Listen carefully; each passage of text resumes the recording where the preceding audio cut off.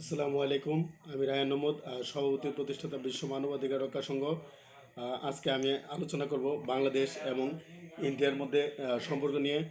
India Bangladesh relation, Dhaka Delhi সম্পর্কের challenge মোকাবেলায় একসঙ্গে কাজ করার উপর গুরুত্ব। এই শিরোনামটি আমি নিয়েছি বাংলাদেশের স্বনামধন্য পত্রিকা প্রথম আলো পত্রিকা।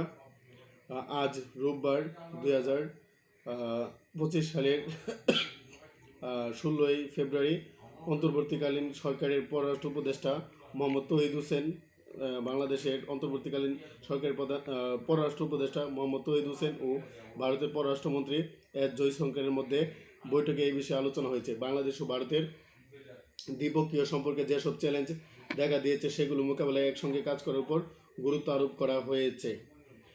বাংলাদেশের পররাষ্ট্র উপদেষ্টা মোহাম্মদ তৌহিদ হোসেন এবং ভারতের পররাষ্ট্রমন্ত্রী এস জয়শঙ্কর এর মধ্যে মিটিং হয়েছে ওমানের রাজধানী মাস্কাটে।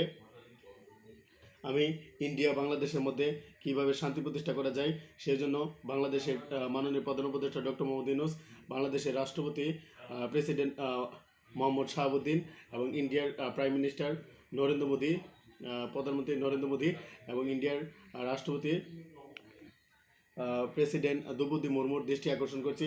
বাংলাদেশ ইন্ডিয়ার মধ্যে শান্তি প্রতিষ্ঠিত হলে 165 কোটি জনসংখ্যা ভালো থাকবে এবং বিশ্ব রাজনীতি, বিশ্ব অর্থনীতি, বিশ্ব শান্তির জন্য এবং বিশ্ব মৈত্রী, বিশ্ব সংস্কৃতির জন্য বাংলাদেশ ইন্ডিয়ার সম্পর্ক একটি গুরুত্বপূর্ণ অবদান হিসেবে রাখবে।